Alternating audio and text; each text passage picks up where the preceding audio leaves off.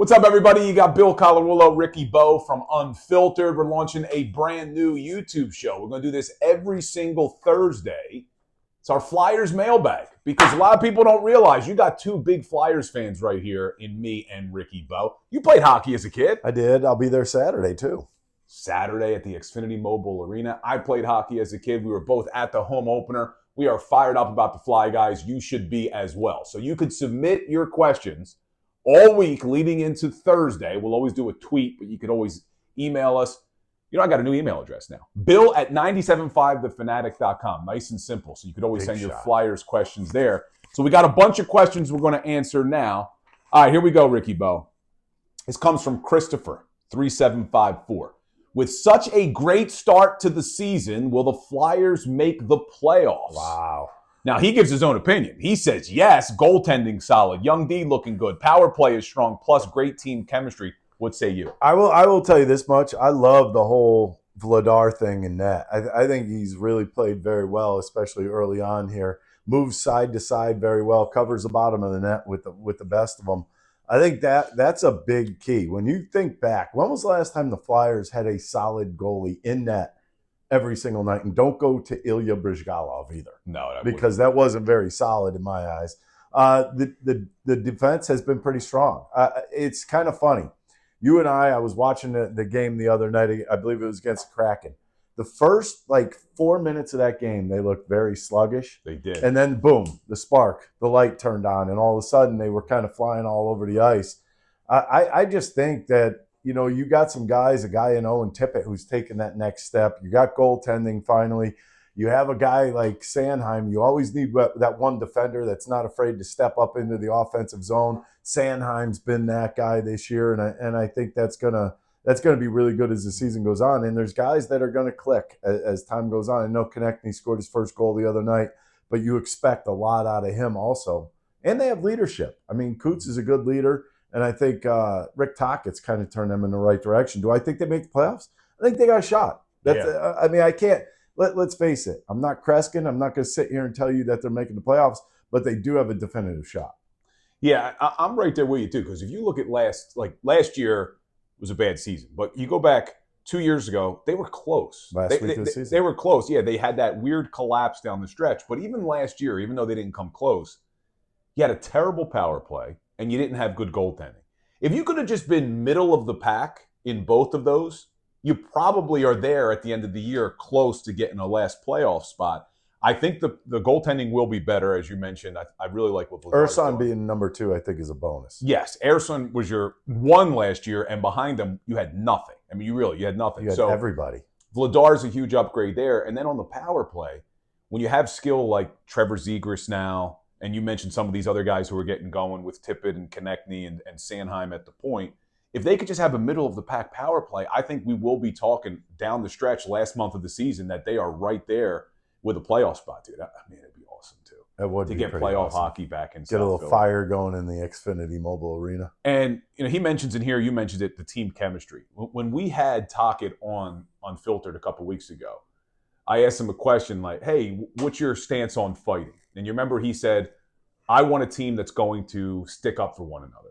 We have seen that already early in the season, and I don't think that could be overstated. When you have guys that are standing up for each other, that makes everybody want to play harder for the guy next to him. And you saw it again the other night.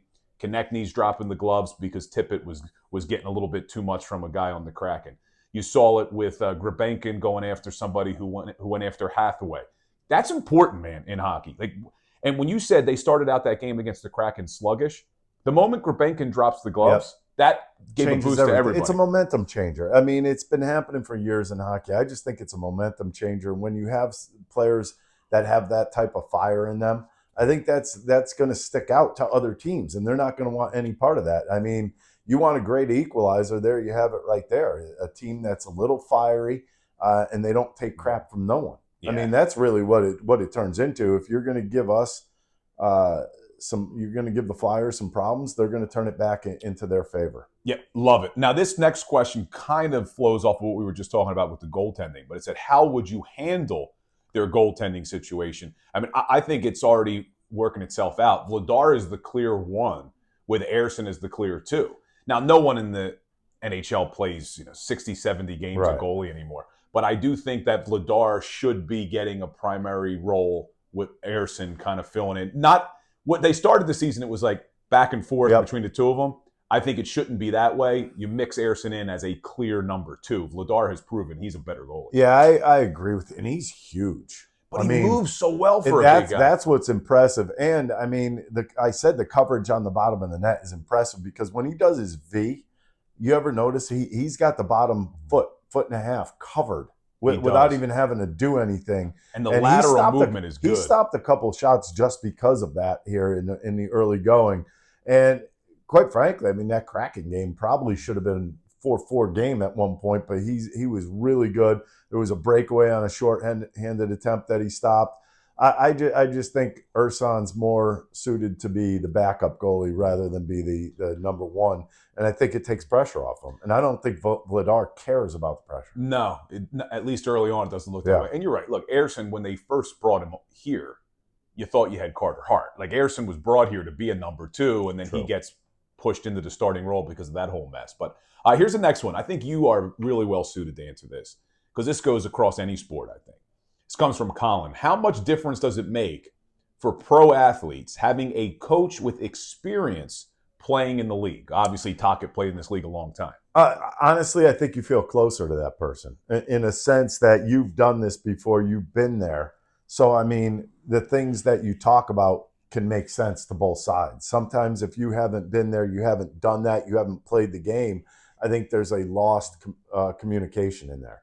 I think with this, obviously, Tocchet and the fans know Tocchet here. So, I mean, he's coming into the arena and fans already know who he is. Yeah. And it's especially as a younger player coming into the arena or into the locker room, you're saying to yourself, all right, why does he get so much respect from the fans? What did he do on the ice that made him respectable? And I think that makes as a player, it makes you want to be better. It makes you want to be that type of player who gets recognized without even having to play anymore. I mean, I just think it really comes down to a respect thing. And it's very easy to disrespect somebody who hasn't played the game rather than somebody who has been there and done that. Yeah, not only did Tocchet play the game, I mean, he played it at a very high level. Yeah, he could score, he could fight, he played both ends of the ice. So when he's talking to some of these guys, especially a guy like Michkov, trying to explain why it's important to play both sides of the ice, Tocchet backed it up. So, all right, speaking of Michkov, here's another one. This comes from Colpack17. Should the Flyers move Michkov to a different line in hopes he can get going? I think it's premature. I think it's a matter of time. Yeah. I think this whole thing, and I think Toc took him off the ice a couple games ago. I don't think that's a bad thing. I think he's still a young player. He's still got to learn things. Sometimes you got to learn from the bench. Sometimes you look out at things and you're not getting a good feel when you're out on the ice. But you think back to last year, he clicked at times. Yeah. I wouldn't say he was a everyday player who was going at it full bore every day, but this year it's just a little different. He just hasn't gotten into that groove. And I think you've seen that from Konechny too. Although he did score in the last game, he kind of is coming out of that little funk that he's in. I just think with Michkov, I think it's just going to take a couple goals and he'll get going. And also, I mean, we heard that Michkov had the ankle injury in the offseason. He wasn't necessarily in the best shape, so I still think he's working through that. I don't think you got to get crazy in trying to mix up the lines just yet. Now, if it continues, of course, Tocchet will get creative with it. But yeah, I think Michkov, you're right. He's got to get in shape. He's got to get going. And I think he got an assist the other night. Like little things like that will start to you get on the score sheet. And I mean, you could tell he's frustrated though. You could see him on the ice. He's got that look on when he's on the ice. He's a little frustrated. That's just a confidence thing. Once you get over that and you have a little bit of confidence, maybe get a good bounce where the puck goes in the net or something like that. That'll turn things around in a hurry. Michkov, I'll tell you what I did love. I was talking earlier about how you want players who stand up for each other, Tocchet said. I mean, it was nice to see Michkov even come to one of his teammates' aides the other night. He's not afraid. No, so that was good. All right, here's the last one. This is from Joey. Not really a question, more of a statement. Uh-oh. I love my station, a station that covers all the sports, including hockey. Make the switch. I did, and I won't look back. And we thank you for that. That is spot on. Listen, and I say this, we got a lot of Flyers fans here. If you're watching this, you're clearly a Flyers fan.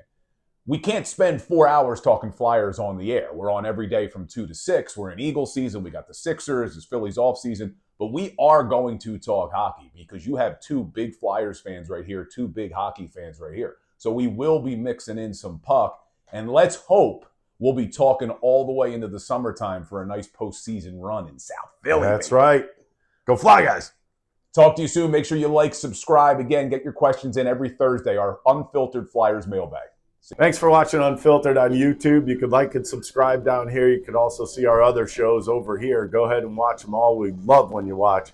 The one thing, hey, you could also catch us on 97.5 The Fanatic, 97.5thefanatic.com, and NBC Sports Philadelphia. See you there.